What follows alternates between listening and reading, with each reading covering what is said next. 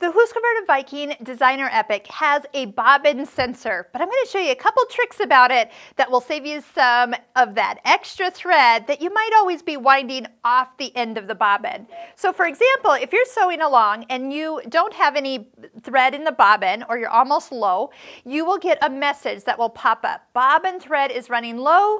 You need to replace the bobbin with a full one soon. It is possible to continue to sew without closing the pop-up. So that gives me an idea that if I know I just need to get to the end of the seam, I can go ahead and sew and probably use up that last little bit of thread. Now, when you look into your bobbin, you might notice, my goodness, I am seeing a ton of thread. And this is why. So when you look at a bobbin, any of the Viking bobbins, there is on the top, of course, you have your H to know which way is the top and which way to have it up and out or out for this machine. For winding, is there's a little ridge in here. So when you start to wind a bobbin, it always fills in that top ridge first, and then once that's filled, it jumps to the bottom and fills up down there.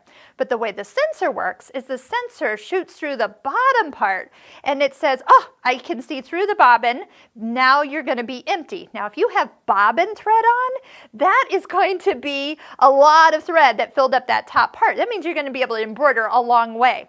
So what I do is when I start to wind the bobbin, I'll just take my finger and tap the thread from filling the top ridge completely. I'll just kind of bump it out and let it fill down below and then continue all the way out to the final edges, leaving about good 12, 18 inches in that top ridge. So when I'm out, I know I'm barely going to make it down to the end of my fabric if I'm sewing, but if I'm embroidering, I would probably just stop right there and change the bobbin out. But that's a little trick for the little ridge here. Now, keep in mind, bobbins are specific for machines. So this one being a taller bobbin, that is nice because it holds more thread. So it's not recommended that you use the pre-wound bobbins, and because some of those pre-wound bobbins, the light can't go through, they're not clear, and so you have no bobbin sensor. So you're just going to be sewing and it doesn't know that you're going to be out. So once again, always use the bobbins that come with the machine, and of course these are extra tall, so they will hold